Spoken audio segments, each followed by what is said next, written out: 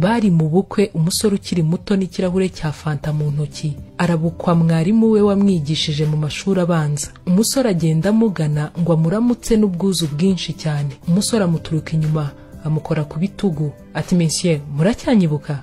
Mwarimu nawe arimo asa nk'ugerageza kwibuka uwo muntu ati "Yewe sinabihamya." Mwarimu n'umutima uciye bugufi cyane ati "Bitakubangamiye mwanyibutsa aho tuziranye." Umusore ati "Nari umunyeshuri wawe mu mwaka wa 3 w'amashuri abanza. Umunsi umwe nigeze kwiba isaha yo ku kaboko ya mugenzi wanjye. Iyo saha yari nziza cyane kandi yihariye. Mbonye uko isa bintera umutima wo kwifuza ndayiba. Mugenzi wanjye aza kubatakira n'amarira menshi cyane ababwira ko isaha ye yo ku kaboko yibwe. Icyo gihe mwadusabye abanyeshuri bose guhaguruka tukajya guhagarara ku ruhande rumwe rw'ishuri tureba ku gikuta tumanitse amaboko kandi amaso yacu ahumirije kugira ngo namwe mubashe kudusaka mu mifuka y'amakabutura yacu. Ako kanya natangiye gutengurwa kubera ubwoba. Ubwo twese turi ku gikuta murimo mudusaka, njyaho narindimo ntitira cyane. Ibitekerezo bitangira kunyirukankamo nkumva ikimwaro n'isoni ntarabona aho mbikwiza bagenzi banjye nibaba bamaze kumenya ko ari nge wibye isaha.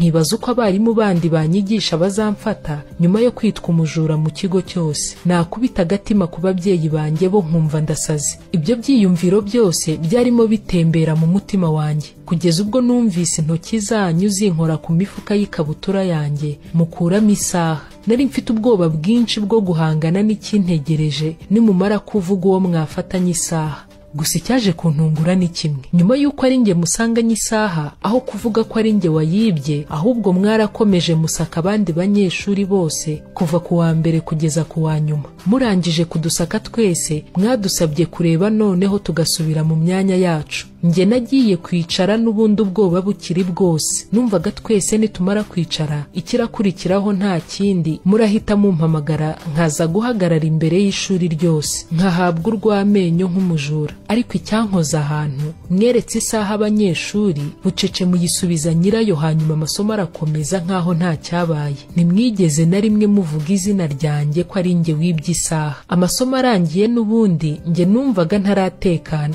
Ntacyo mwigeze mumbaza, yewe nta nundi mwigeze mubibwira. Yaba abanyeshuri bagenzi banjye ndetse n'abandi barimu banyigisha, nta numwe wigeze umenya ibyabaye. Umusore arakomeza ati "Kiriya kintu cyanyigishije isomo rikomeye cyane. Mbese ubwoba nari mfite n'uburyo umutima wanjye numvaga ugiye guhagarara ndimo mbiri by'uyu mubiri wose byatumye numva ntazongera na rimwe gukinisha gufata ikintu kitari icyanjye. Mbese Monsieur, sinakubwira icyo mwankoreye. Mu mutima wanjye naribwiye ntiburiye impamvu mwarimu ntacyo yavuze, yanze ko bagenzi banjye bankwena. Mbese yanze gusiga izina ryanjye icyasha." Umusore ati "Monsieur, iyo nkuru noneho murayibutse se? Kamemu nta kuntu mwakwibagirwa ikintu nk'icyo. Ndatekereza ko ubu noneho mwibutsa aho tuziranye." Mwarimu nawe ati "Iyo nkuru ndayibutse sha. Ndabyibutse ko nasanze isaha mu mufuka w'umwe mu banyeshuri nigishaga, ariko sinamenye nyiri umufuka nakuyemo isaha. Kuko nanjye icyo gihe nabasatse mpumirije. Mu by'ukuri nanjye sinigeze menya uwibye isaha. Ntabwo nashakaga kugumana iyo sura itari nziza mu mutima no mu bitekerezo byanjye." Mwarimu amaze kuvuga atyo noneho wa musore byamukoze ku mutima kabiri. Nta na rimwe yari yarigeze amenya impamvu mwarimu atamutangaje mu ishuri ryose ko ari we wibye isaha. We yatekerezaga ko mwarimu atashatse kumuvuga. Nyamara mwarimu we ntiyamuvuze kuko atari yamumenye, kandi impamvu atamumenye nuko atashatse kumumenya, ndetse impamvu atashatse kumumenya nuko atashakaga kumutangaza, ndetse impamvu atashatse kumutangaza nuko ntacyo byari bumumarire, ndetse nta n'icyo byari bumarira abanyeshuri bagenzi be. Mwarimu arongera ati "Buriya yaza kuba ari wowe muhanga mu ishuri ryose, cyangwa se ari wowe ugira amanota menshi mu isomo ryanjye, icyo gihe nari kwishimira kukumenya nkamenya izina n'isura yawe, kuko ari igikorwa cyiza nari kwishimira kukumenya.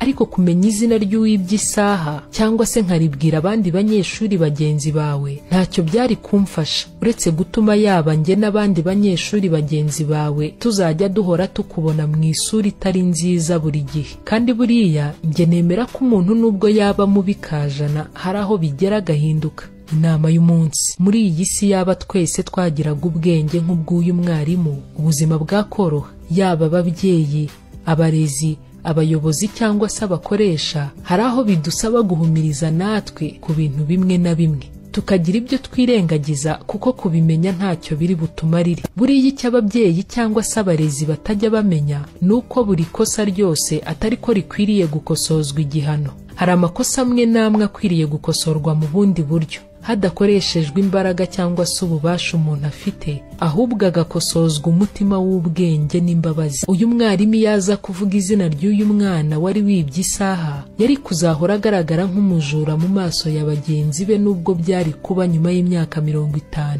Buri wese yakora ikosa, ariko ntibisobanuye ko agomba kuriryozwa ubuzima bwe bwose. Umuntu ashobora kugira amahitamo mabi mu buzima, ariko ntibiba bivuze ko ari mubi. Erega buriya ntukarenganyirize umuntu ikosa yakoze, ahubwo uzamurenganyirize imbaraga azashyira mu kurikosora. Buriya ntabwo ari ikosa gukora ikosa, ahubwo ni ikosa gusubira mu ikosa.